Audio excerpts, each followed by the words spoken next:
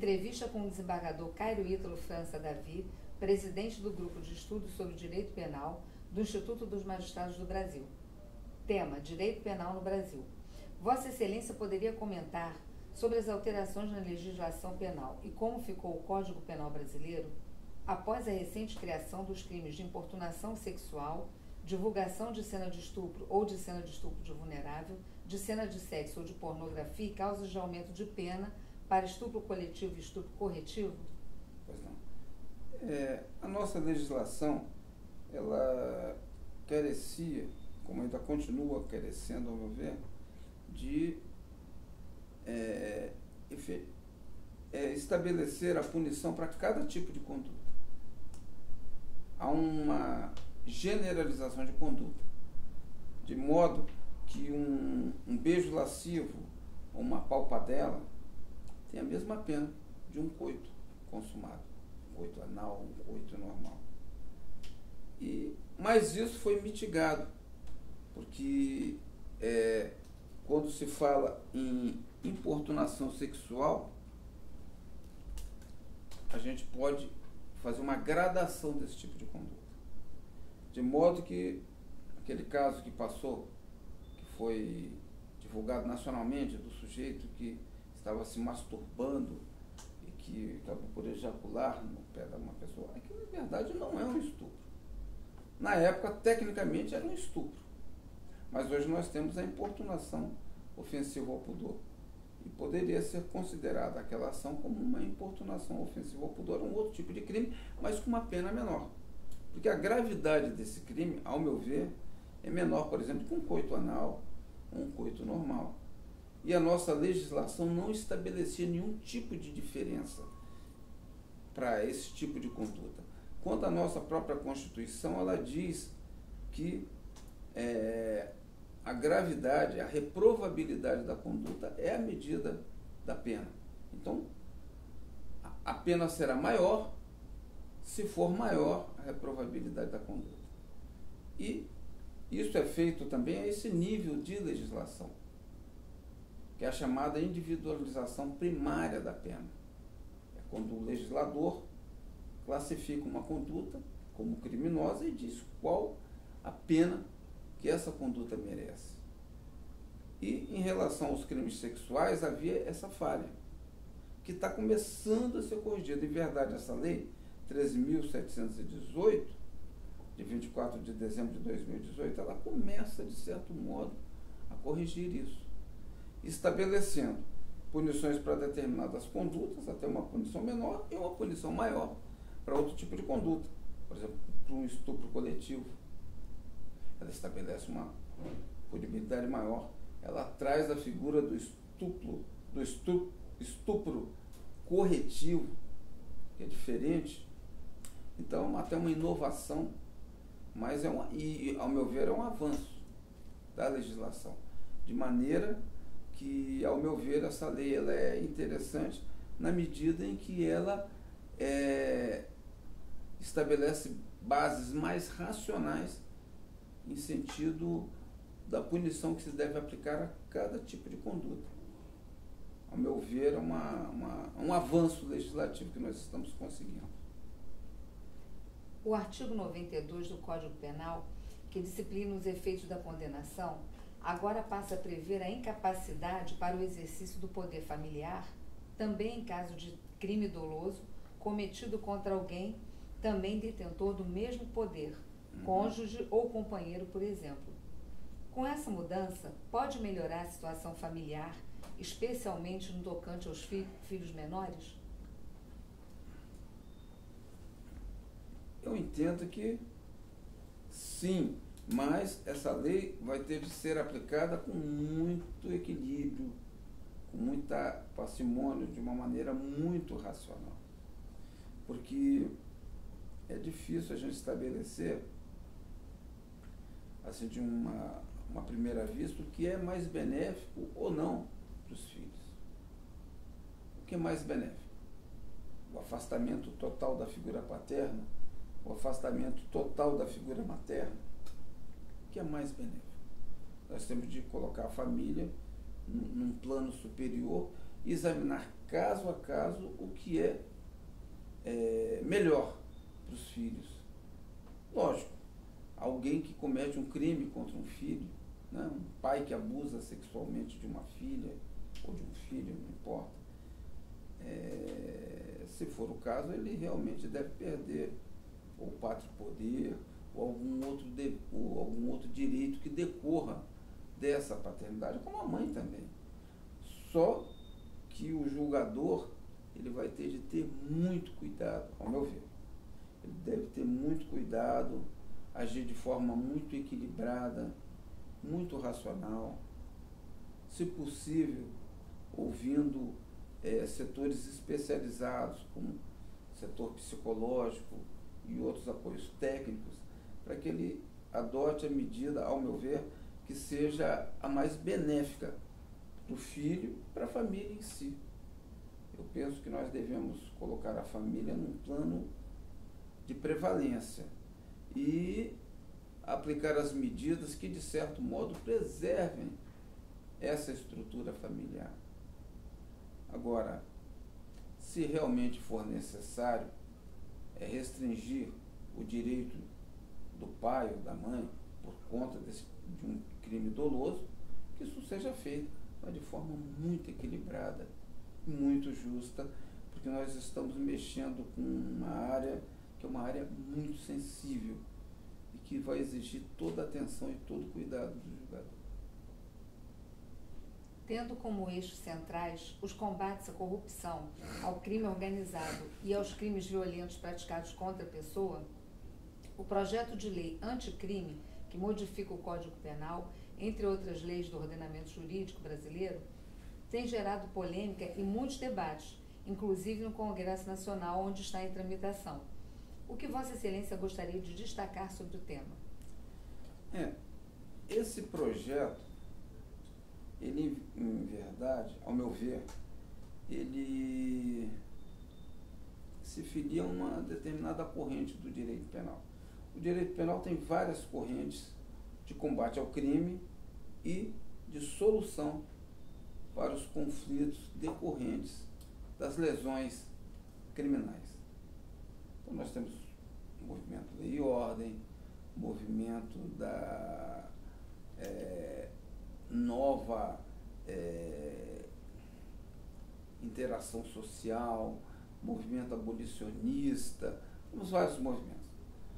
Então, nós temos o movimento que predominou nesse projeto, é o chamado movimento Lei e Ordem. O movimento Lei e Ordem, ele prevê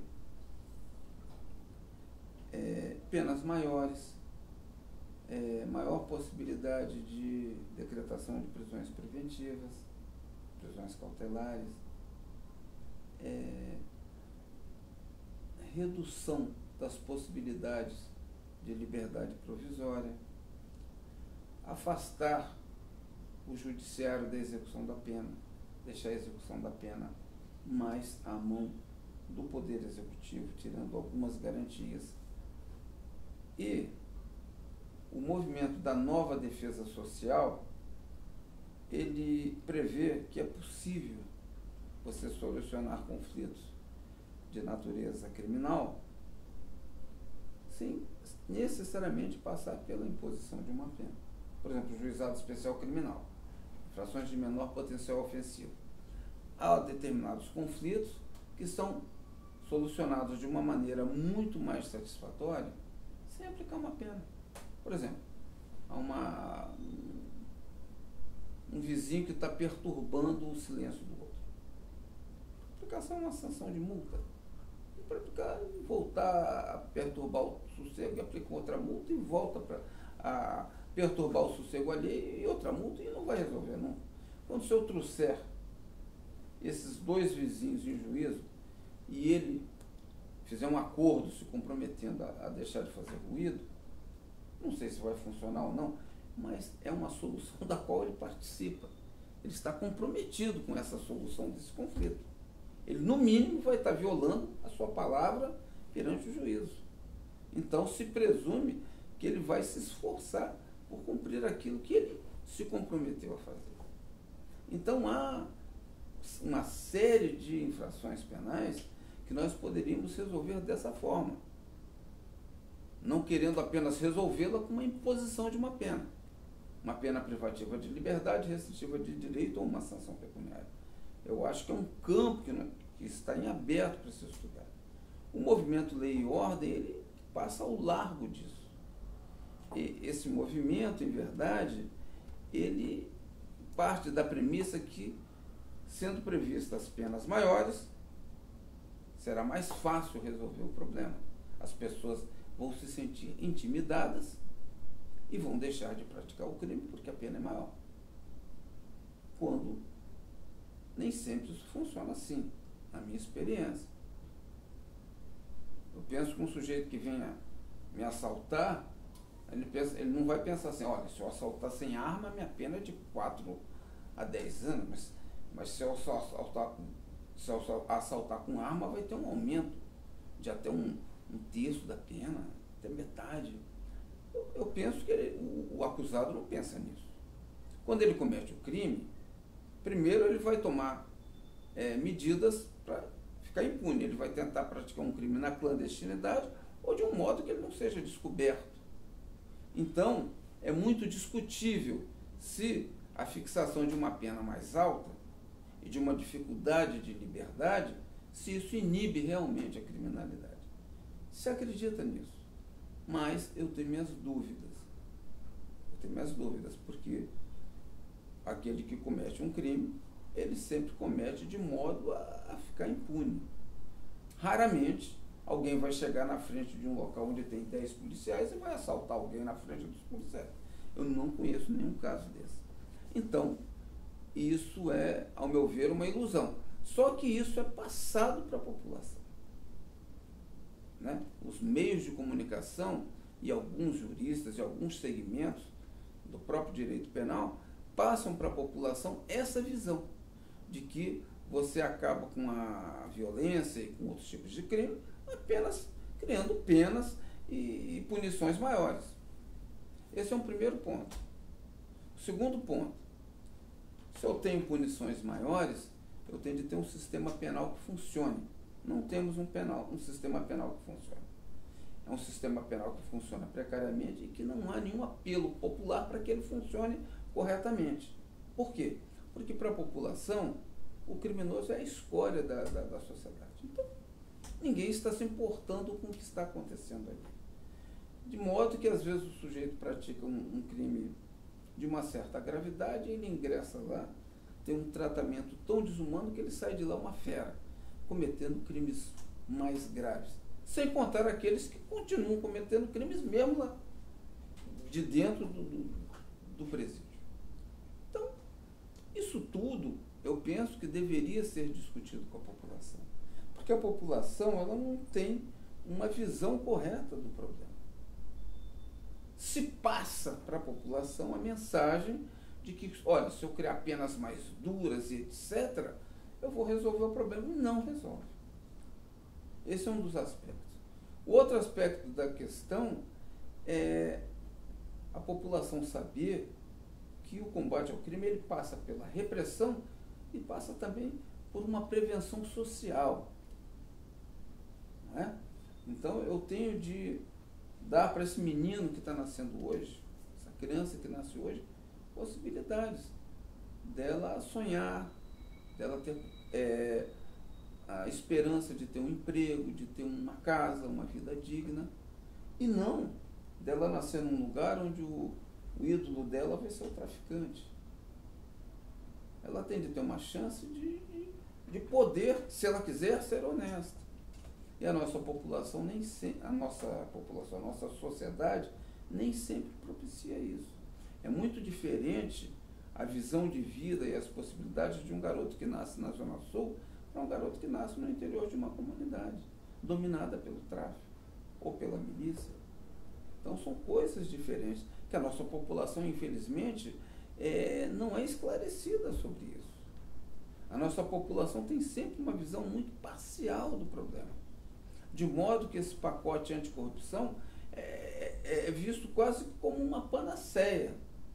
Tem coisas positivas e tem coisas que não são tão positivas assim. Penso eu que nós deveríamos todos ser esclarecidos sobre a gênese do crime. Da onde que o crime se origina? Por que existe o crime?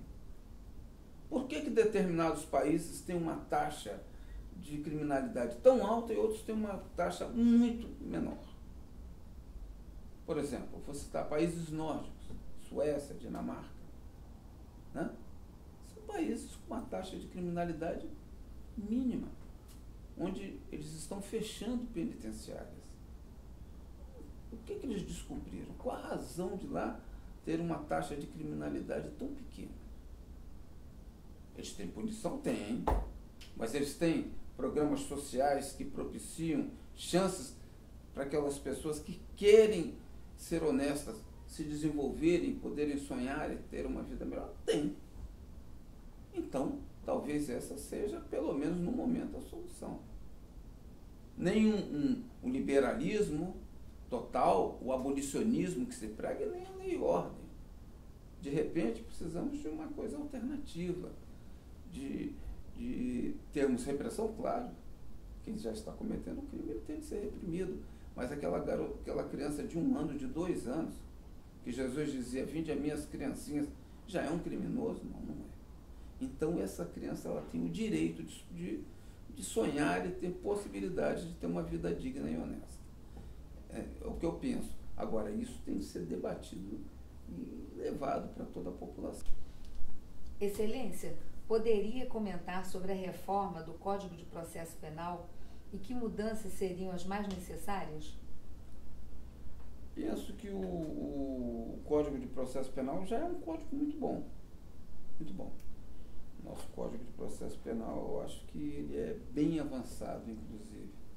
Ele é muito equilibrado, ele procura preservar a Constituição, procura preservar o direito de defesa, procura disciplinar como exerce a ação penal.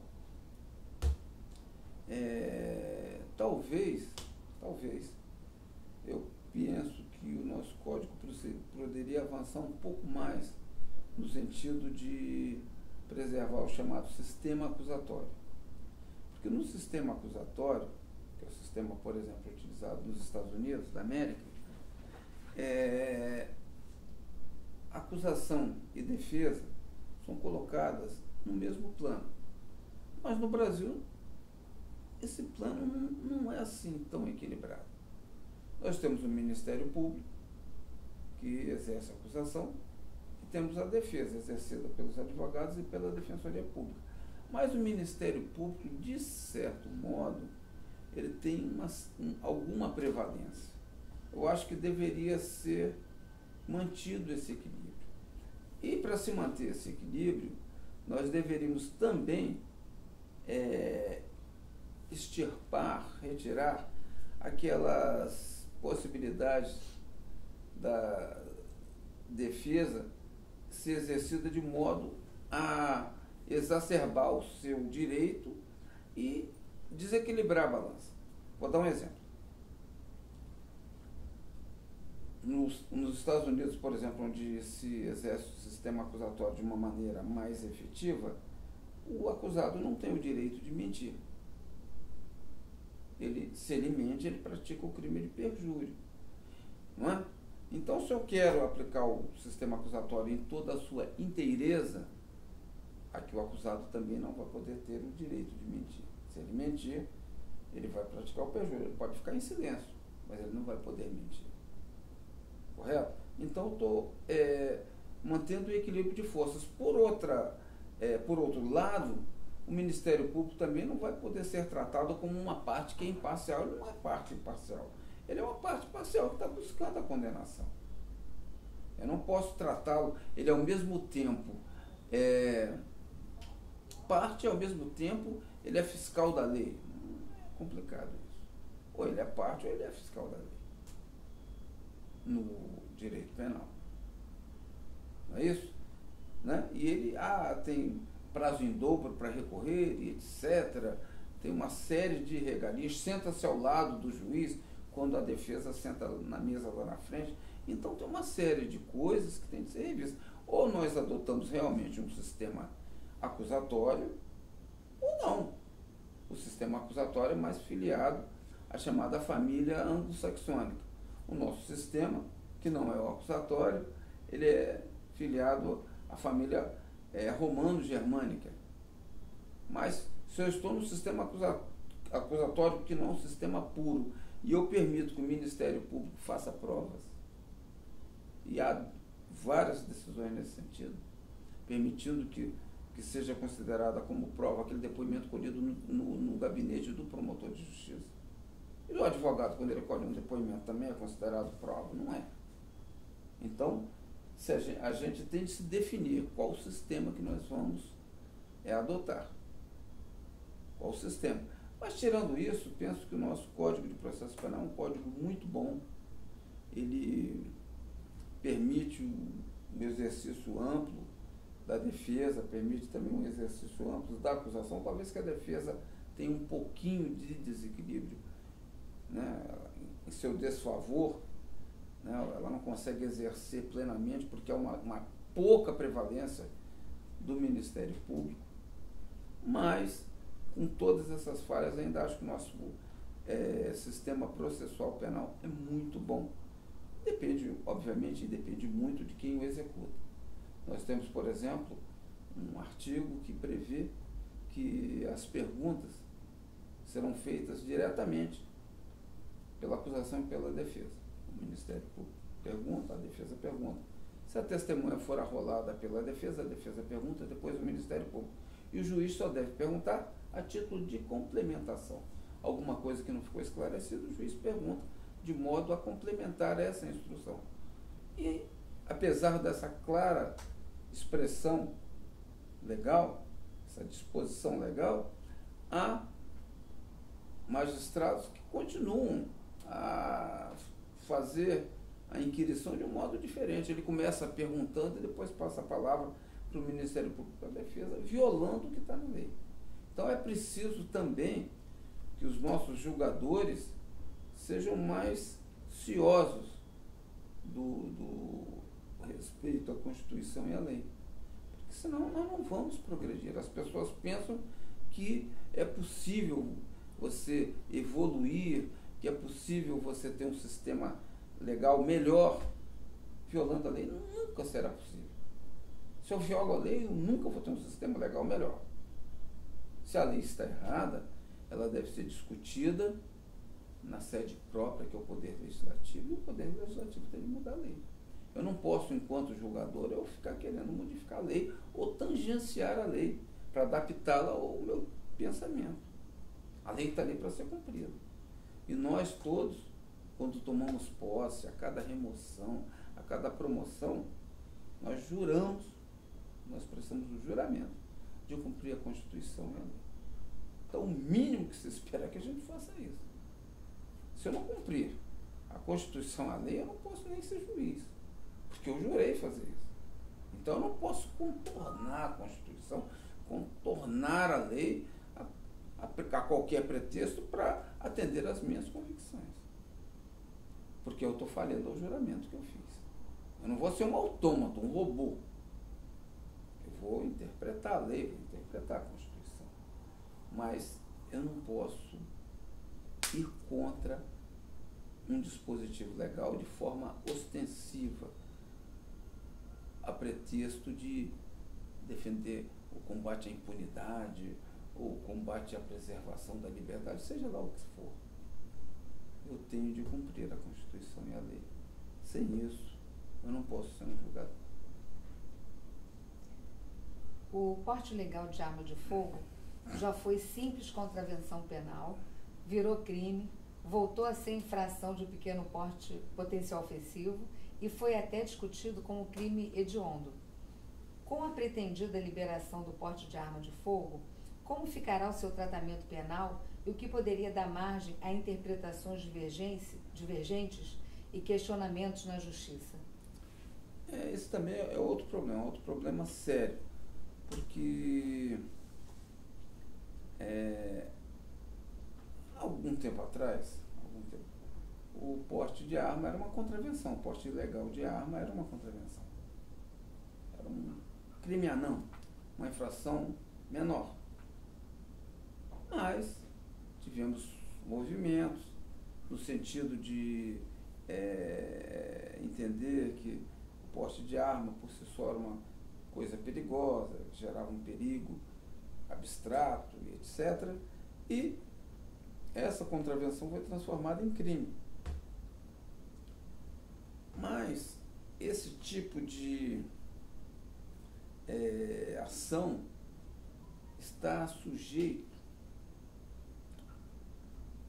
a muitas variantes. Então nós vamos ter interesses. Interesses, por exemplo, da indústria armamentista nacional, da indústria armamentista internacional, que vão tentar, de certo modo, influenciar na nossa legislação. Então, vamos supor que uma grande fábrica internacional queira, por exemplo, fornecer armas para o Exército, para a Polícia Militar, para os bombeiros e etc. Ela vai ter um interesse em que seja criada alguma lei que restrinja a indústria armamentista nacional. Porque aí você sufoca a indústria nacional e sobra espaço para ela ingressar aqui e vender arma. Você pode também ter o contrário. A nossa indústria nacional fala, não, também quero ter um espaço maior. E aí você permite arma em casa, arma no automóvel, etc. Ela também vende. Mas, em verdade, o que a população tem de ver é que por trás disso há outros interesses, que são totalmente fora do que está na legislação. Totalmente fora do que está na legislação. Penso eu que o uso de armas deva ser muito disciplinado. Muito disciplinado. Porque a possibilidade de alguém estar armado, não é isso? De ele andar armado, isso gera uma maior probabilidade de violência. No trânsito, por exemplo, o sujeito bate com um carro, acha que o outro foi culpado, há uma discussão, os dois estão armados. Penso eu que isso não vai acabar bem. O marido chega em casa bêbado, o marido e mulher estão bêbados, brigam com possibilidade de pegar, não acredito que possa acontecer algo ruim. Aí se objeta, não, mas o sujeito está na favela, porque ele está armado, e aí quem é que vai combater isso? Mas aí, em verdade, se ele está armado na favela, na comunidade, por que ele está armado? Porque a arma chegou lá. Ela não chega lá do nada. Ela tem de passar por algum lugar. Pelas fronteiras, pelo mar, pelo espaço aéreo, por algum lugar essa arma chegou lá. Eu não posso, a pretexto de uma ineficiência dos setores de segurança, sejam eles estaduais, federais, a pretexto dessa falha, dessa deficiência, eu dizer não. Então, todo mundo vai andar armado. Eu, em vez de estar melhorando, eu estou piorando a situação, penso eu. Então, é uma questão complexa, muito complexa, que eu penso que deva ser pensada com muita tranquilidade, de um modo bem lógico, bem racional, porque não é qualquer pessoa que está preparada para andar.